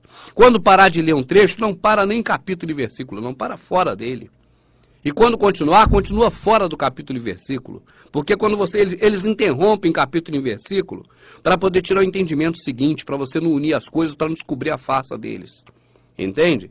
Então, você não para mais em capítulo e versículo. Lê direto. E tem uma coisa em mente. Isso é importantíssimo. Olha, Israel era Israel, você é você. Se coloque na sua posição. Efésios diz claramente na carta a Efésios: antes, nos concertos antigos, nós éramos gentios na carne, estávamos afastados da comunidade de Israel e estávamos sem esperança e sem Deus no mundo. Então, a tua mente tem que estar ligada para você entender da forma que a Escritura foi feita. Naquele período todo da lei de Moisés, você morreria, você cairia à esquerda, à direita de Davi, você seria atingido, a mesa perante os inimigos seria perante você, você que era o inimigo. Feliz é a nação cujo Deus é o Senhor, é Israel, está falando Israel, feliz é Israel cuja nação é o Senhor. Não é feliz o Brasil cuja nação é o Senhor, não, porque não é, pelo que está escrito na Escritura. É disso que eles te confundiram. É um dos pilares da confusão que eles criaram, dizendo que você é Israel, você nunca foi Israel. Está escrito em Efésios, então Efésios está mentindo e está escrito em vários locais. Você é gentil, você não é Israel, só se você for israelita. Como eu tenho um amigo, discípulo de Yahvé, se eu não me engano, é israelita. Esse aí é Israel, ele pode receber para ele essas palavras. Mas nós brasileiros não podemos, nós não somos Israel. Quando eles falam que você é Israel, é para te confundir. E mentira. Olha, irmão, 1000 cairá à sua direita, 2000 não cairá à sua esquerda. Isso é para Israel. Quem vai cair à direita ou à esquerda é você. Segundo aquela palavra do Velho Testamento, se estivesse vivo naquela época. Então não vamos mais aceitar as mentiras que o sistema religioso falou. Aí você consegue compreender melhor a Escritura. Outra coisa, o Salvador nasceu, viveu, até o dia que morreu, debaixo da lei de Moisés. Aquilo não é graça, aquilo é lei. Mateus, Marcos, Lucas e João, até a morte de Jesus, do Yahushua, o Salvador, Yahushua, ou como você achar melhor chamar, mas menos Jesus, porque Jesus é meu nome, é uma transferência de identidade, mas ele nasceu, viveu e até o dia da morte dele, isso aconteceu debaixo da lei de Moisés. Ele era judeu, você não. Ele chamava você de cachorrinho nessa época. Dizia, não façais como os brasileiros. Nós éramos mau exemplo. Jesus dizia que nós éramos mau exemplo. Nós somos outro povo, nós não somos Israel. Mas isso você só vai entender aos poucos. Então, o que eu quero dizer aqui é o seguinte. Melhor meio agora. Custa alguma coisa? Não. Então pega a Bíblia, que você confia tanto no livro Bíblia. Pega ele, porque é nele que nós vamos ler, não tem outro jeito. Queimaram a Escritura. Não tem Escritura, só tem a Bíblia. A Escritura é o que restou, está aqui. Então você pega o livro comigo, vai para o canal Verdade Oculta 2, escolhe um livro do Novo Testamento e vamos ler juntos. Aí sim eu creio que você vai ter um pouco de orientação, se estiver desorientado. Agora, se quiser continuar confiando no sistema religioso que está aí, a decisão sua. Naquele dia, você vai olhar na fila e vai ver muitas pessoas que você conhece também para ser julgada. E cada um vai dar conta de si próprio e também daqueles que ele ensinou errado, ele vai dar conta. Mas isso não vai redimir a pessoa que foi ensinada errada. É isso que eu quero dizer sempre. Mesmo que alguém te ensine errado, esse alguém vai pagar por isso? Vai pagar, mas o que adiantou ele pagar? Você, se for para o inferno, vai para o inferno, vai para a condenação, vai para a morte eterna, não vai para o céu, vai acontecer o de pior com você. Mas não vai ter como dizer assim, porque ele me ensinou errado, agora eu estou salvo. Não tem isso. Esse que é o grande problema. É isso. A transferência de identidade, ela ocorre, como eu disse, em quase tudo que você vê no mundo. Por isso que é bom estar atento a todos os detalhes. Observe, por exemplo, a sociedade secreta maçom, que utiliza como símbolo o esquadro e o compasso. Nós vemos na Escritura que a pedra angular que foi rejeitada pelos maçons, ou construtores em francês, na tua Escritura brasileira, que está na Bíblia, você vai ler a pedra angular que foi rejeitada pelos construtores. Construtor e maçom é a mesma palavra no francês. Então a pedra angular que foi rejeitada pelos maçons se tornou como pedra de esquina. Quando você vê hoje o símbolo maçom, principalmente com o esquadro, é uma forma explícita de transferir uma identidade. É uma transferência, porque transfere do Salvador, aquele que morreu na cruz, a função de pedra angular para o esquadro. Eu explico. Isso não é complicado, é simples. Naquela época, o Salvador usava as coisas que as pessoas conheciam muito bem como exemplo para as pessoas raciocinarem e entenderem o que ele estava falando. Quando ele disse pedra angular, ele se referia a um tipo de pedra que se utilizava nas construções e era a pedra principal para erguer uma construção.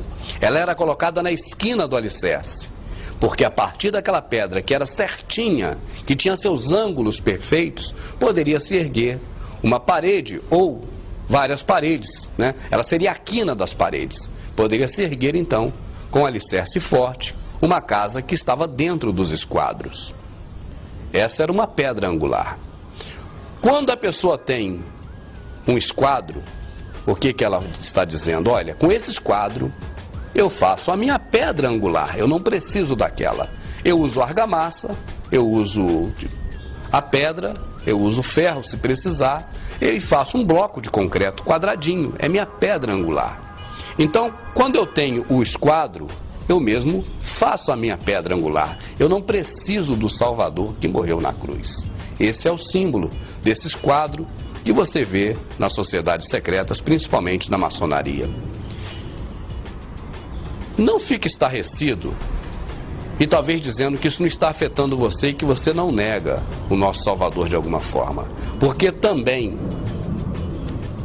aquela arca que virou moda, se adorar, levar para o centro dos templos, colocar no altar, passar com ela no meio do povo, aquela arca é também uma transferência de identidade do nosso Salvador.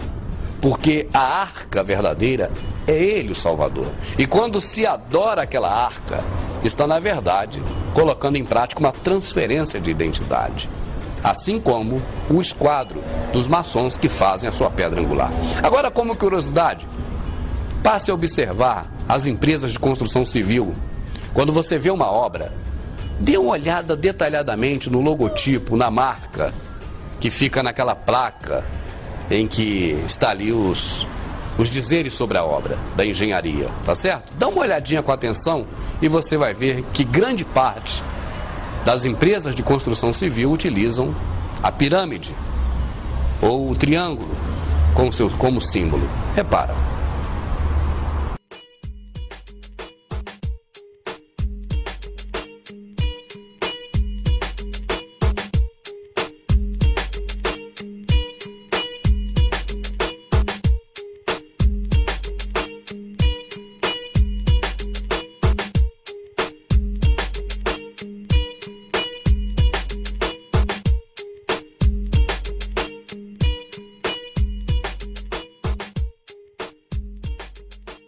Transferência de identidade é algo muito variado. E se formos então detalhar aqui mais sobre isso, nós teremos que fazer 2, 3, 4, 5, 10 DVDs e talvez não dê para poder contemplar todo tipo de transferência de identidade. Mas agora que o caminho foi dado, cabe a você caminhar ou não nele. É uma decisão sua, você tem um livre-arbítrio. Para fechar, eu gostaria que você pesquisasse sobre algumas transferências de identidade. Os nomes dos homens de Deus que estão na Bíblia, a maioria deles tiveram transferência de identidade. O próprio Criador teve transferência de identidade. O Salvador também teve transferência de identidade. Muitas coisas que nós conhecemos, no meio religioso principalmente, no sistema religioso, estão com identidades transferidas. É o mais grave de tudo. E isso tem levado muita gente para a perdição. Que você esteja atento e que possa, a partir daqui, pela misericórdia de Deus, contribuir mais e mais com essa obra de esclarecimento dessas coisas ocultas que até agora não haviam sido reveladas a ninguém. Muito obrigado.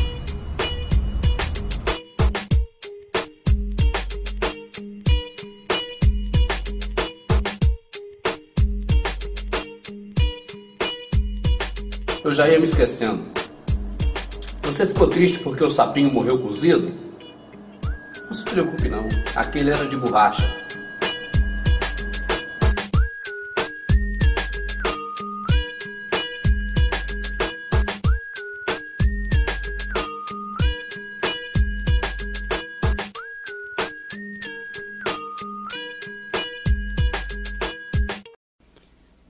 Hoje, feriado, aqui estou eu, irmão Rubens, para falar um pouco sobre essa data muito especial, o dia de Corpus Christi. E eu não estou de ironia, é um dia realmente especial, porque até o próprio governo, o governo do nosso sistema, do regime que comanda o nosso planeta, também reconhece a importância desse dia e nos faz ficar em casa em homenagem, guardando o dia de Corpus Christi.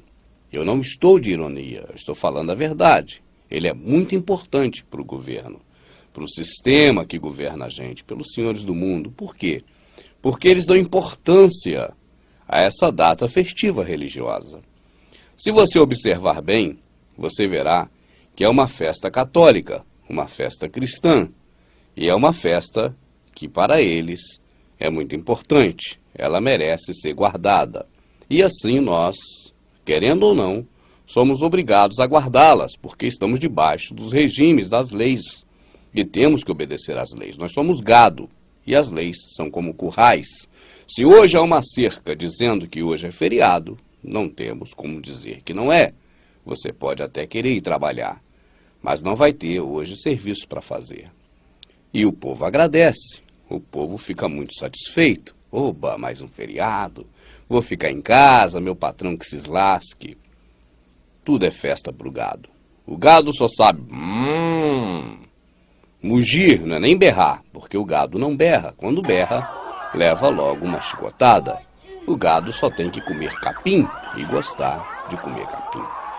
Esse gado está pior do que aquele gado da fazenda. Aquele gado da fazenda ainda tem as rações de qualidade da Monsanto.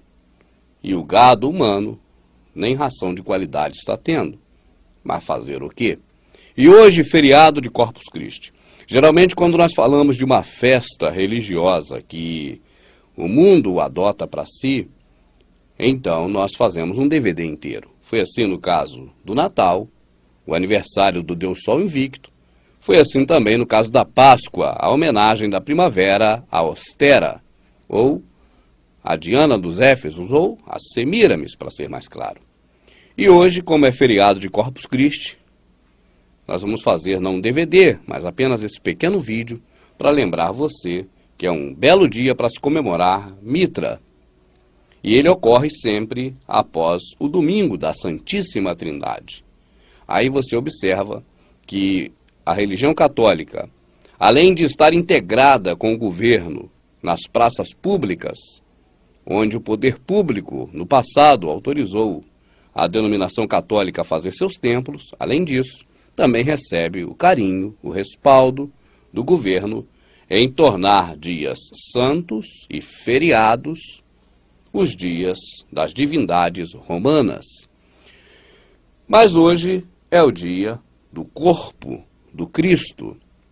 E para você que é protestante e está pensando que nós estamos falando e que também essa festa diz respeito àquele que morreu na cruz, saiba que você está redondamente enganado. Porque o Cristo que nós aprendemos com o catolicismo e depois com o protestantismo, que é uma sequência do catolicismo, não passa do Deus pagão Mitra. Eu trouxe aqui algumas imagenzinhas e no final deste vídeo nós vamos ver de que se trata realmente o Corpus Christi, que tem a ver também com a Páscoa, tem a ver também com a Santa Ceia do protestantismo, com a Eucaristia da hóstia e do vinho do catolicismo. A partilha. Mas não tem nada a ver, é claro, com as coisas do Criador, aquele que fez o mundo e tudo que há nele, e enviou seu Filho, e também não tem nada a ver com aquele Filho que foi enviado por aquele que fez todas as coisas. Essas coisas que estamos tratando aqui, certamente tem tudo a ver com Roma, com Grécia, com Semíramis, com Nimrod, com o paganismo antigo, mas não tem nada a ver com as coisas do Criador e do Salvador. Essas fotos são interessantes. Eu começo com o Pai Eterno. É uma foto hoje muito bem difundida pelas televisões do catolicismo. E aí você observa aí a Trindade. Neste caso, de forma bem explícita, podemos dizer: aí está Nimrod, a sua esposa e mãe Semíramis e ainda Tamuz. Agora vamos observar a figura de Tamuz. Você pode chamá-lo também de mais de 100 nomes, entre eles de Mitra, que é o Cristo católico e protestante também. Repare bem como está personificada a imagem do que se representa o Cristo. Agora você vai ver a imagem do Deus do Olimpo, Zeus. Da mesma forma, sentado, semi-nu, com toalha ou pano cobrindo a sua genitália, a personificação de Zeus é a mesma de Tamuz.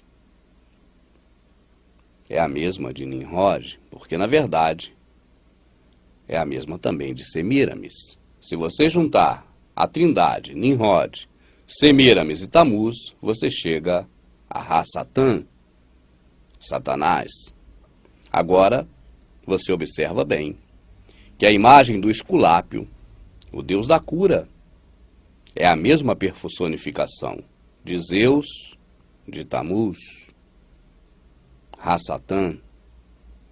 Assim também, você tem diversas imagens que se apresentam com a mesma característica de se sentar com um pezinho na frente e um atrás, e na maioria das vezes seminus.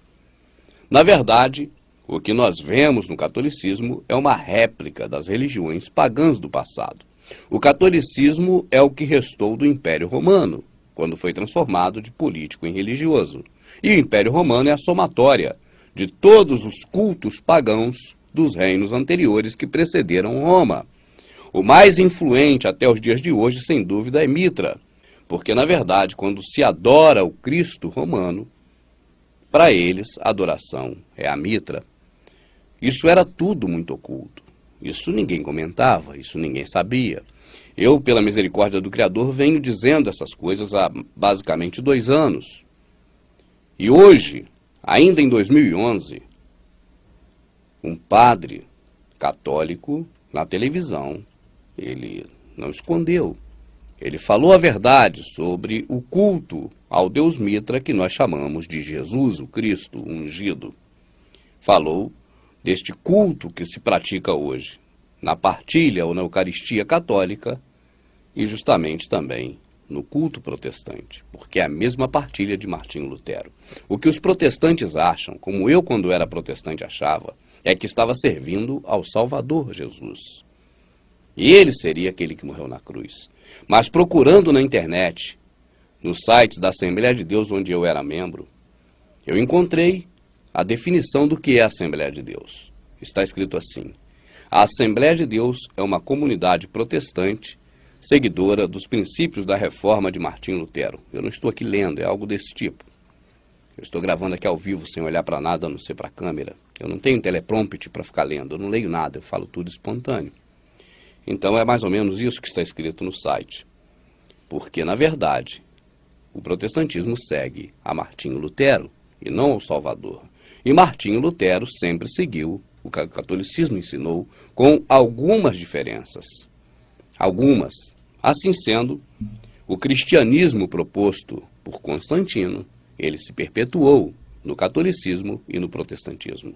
A religião cristã que hoje é tão difundida e que inclusive hoje é motivo de guerras. Já há 2 dias estão acontecendo guerras entre católicos e protestantes, onde a revolta protestante já não é mais no tom das palavras ou de não concordar, mas já é na pancadaria e nas ruas.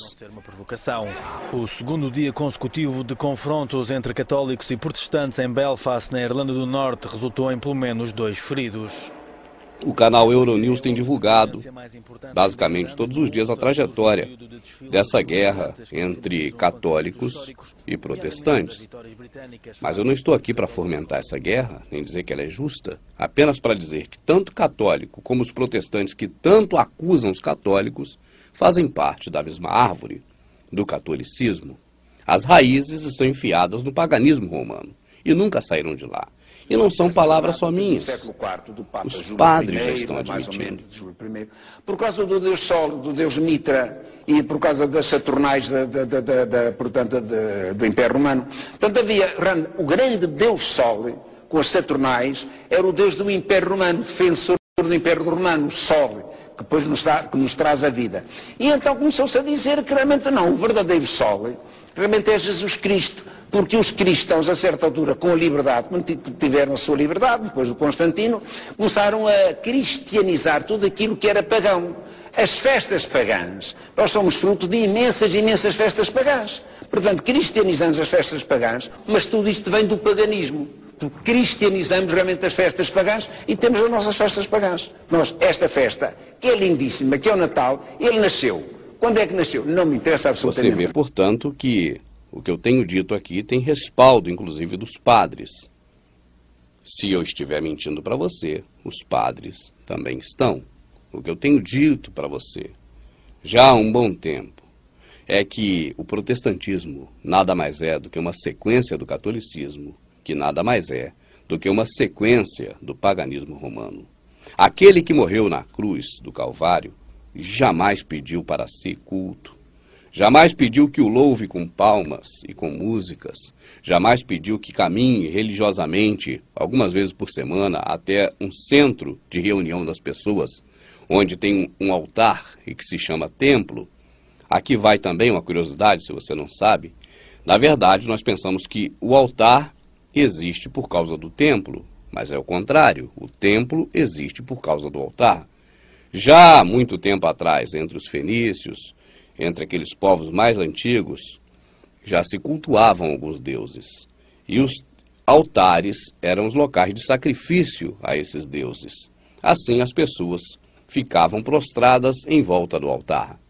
E houve a necessidade de se fazer uma cobertura, porque as pessoas estavam ali sujeitas à chuva, à tempestade de areia, a frio, às intempéries da natureza. Então, resolveu-se colocar no tempo um templo. A palavra tempo e templo, elas derivam da mesma palavra. E assim sendo, o templo virou uma cobertura para o altar. E o templo nasceu em função do altar, e não o altar em função do templo. Assim, quando as pessoas se reúnem no templo, na verdade elas estão reunidas de frente para um altar. E esse altar não é o altar que tem aquele que serve ao homem que morreu na cruz. Porque os que servem ao homem que morreu na cruz têm um altar, do qual não são dignos de participar aqueles que servem aos tabernáculos, aos templos. Assim disse Paulo. Bom, o assunto aqui não é esse. O assunto aqui é Corpus Christi. Corpus Christi é a mesma coisa que a ceia, é a mesma coisa que a partilha. Ele ocorre na quinta-feira após o domingo da Trindade. A Trindade, Nimrod, Semíramis, Tamuz, ou Jabulon, Javé, Baal, Osíris, ou tantos outros que você queira buscar na história antiga, você vai ver essa mesma figura, essa personificação da Trindade. E você observa também que ela é realizada sempre num domingo, o dia do Deus Sol. E assim sendo, quinta-feira é um domingo posterior à Trindade. É uma homenagem ao corpo do Cristo Mitra. E a ceia mitraica que você pratica, você protestante, pratica na sua denominação, achando que é o mandamento do Salvador. Deixa eu te dar uma outra informação, abrindo parênteses. Quando o padre lê na missa, e é de lá que saiu essa atitude de fazer a ceia no protestantismo, é do catolicismo, porque herdou de Mitra, herdou do paganismo romano. Mas quando ele lê, tomai, comei, fazei isso em memória de mim, o padre não está lendo na Bíblia, e muito menos na Escritura. A razão é simples, não há uma passagem sequer na Escritura, aliás, na Bíblia católica, onde está escrito, tomai, comei e fazei isso em memória de mim. Em lugar nenhum da Bíblia católica está escrito isso. Na Bíblia protestante só encontra, por inserção, porque não havia na católica, de onde só protestante, mas só encontra na passagem de Carta aos Coríntios, capítulo 11, quando o pastor da sua denominação lê aquele trecho. Quando ele lê, tomai, comei e fazei isso em memória de mim, ou seja, induzindo as pessoas a achar que o Salvador está mandando comer e não repartir o pão que é ele próprio, o pastor está lendo numa Bíblia que foi tirada da católica e que tem esse acréscimo, tomai, comei e fazei isso em memória de mim. Sendo que foi tirada da católica, onde não tem essas palavras. Hora nenhuma tem respaldo na Bíblia católica para o tomar e comer e fazer isso em memória de mim. Ou seja, quando come e bebe, faz em memória do Salvador. Em lugar nenhum na Bíblia católica tem isso. Por isso o padre lê na folha e não na Bíblia. Agora, na Bíblia protestante tem, porque foi inserida. E foi inserida porque não existia na Vulgata e não existia também na Bíblia Católica, de onde a Bíblia Protestante saiu. Tudo isso temos detalhadamente no DVD Lei e Graça, que ainda vou produzir. Mas alguns vídeos na internet falam sobre esse assunto também. Agora o que eu quero dizer para você é que a ceia, a Santa Ceia, a Eucaristia, o Corpus Christi tem a mesma origem e é a mesma coisa. É a ceia mitraica do pão e do vinho. Isso não vem do Criador, isso vem do usurpador, do diabo. E aqui está uma ceia satânica. Você vai ver e vai prestar atenção na letra desta música, que está em latim. É uma música com o idioma original do catolicismo romano. Em latim, você vai ver a tradução do que representa o pão e o vinho na verdade. É lamentável.